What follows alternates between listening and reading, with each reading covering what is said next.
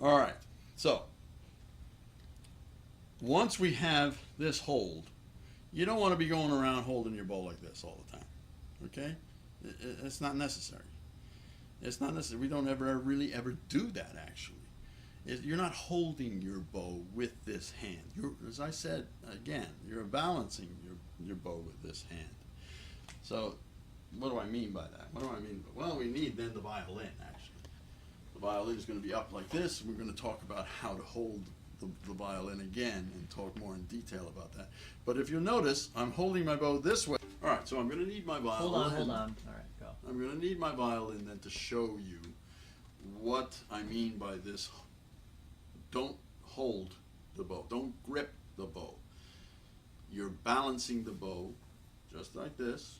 Your violin is being levitated, and we'll talk about that and how you get your violin to be levitated. In other words, my violin is up in the air.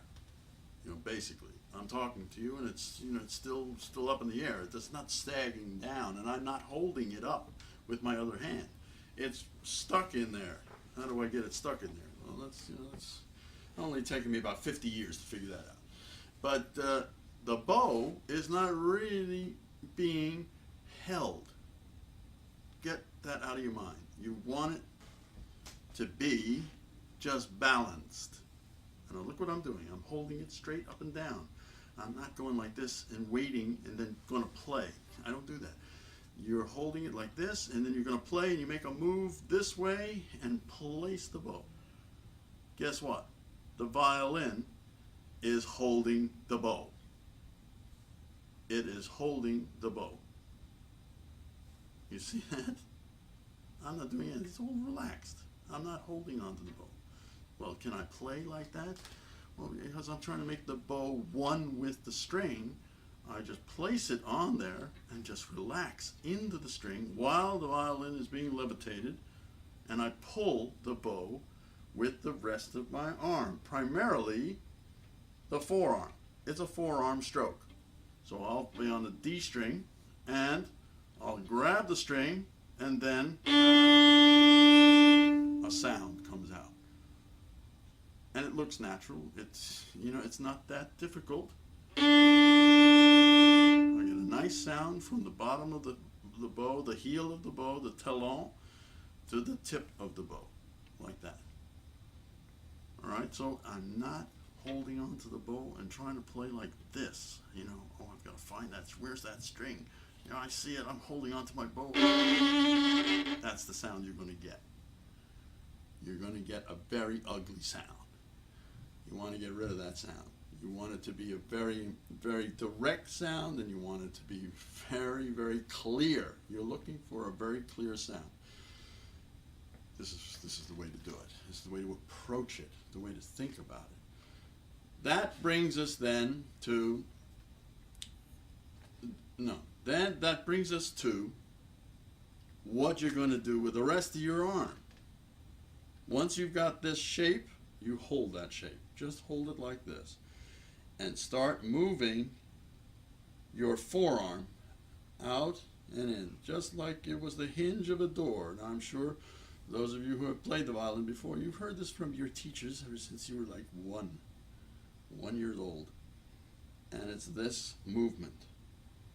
That is so important. Now, the problem that comes from this is when you have to combine all of these things together. This movement with this movement with this movement all together. That's a combination of ideas that go together. Now it gets more intense if you add the motion of the upper arm. This part of your arm, right up here. And that is the circle that you describe with the upper arm. You're doing this because you're following the line of the bridge from one string to the next. You see that? This is the G string. This is the D string. This is the A string. This is the E string. You see that? You see? Now look, take a look. Take a look at what I have to do to get from string to string. But the problem always comes when you're doing this. That's fine. But you have to go to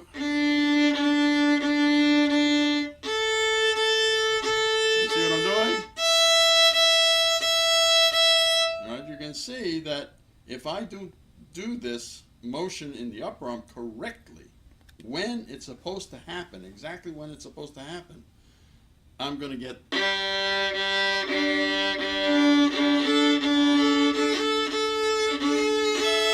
going to get all of that stuff. That's not clear. That is not clear at all. We have to separate out, in other words, what happens with your upper arm and what happens with your forearm. This is the forearm. This is the upper arm. Forearm, upper arm. Exercise that. Exercise that. Forearm. Now, upper arm. You're training your muscles. You're training those muscles to do what they're supposed to do when they're supposed to do it. Move. Move, upper arm. Do what you're supposed to. Now, forearm. Move. Move. Yes, do. Now, move. This way. This way. This way. This way. This way. You know, and do it faster and faster and faster until you have really an ease to it.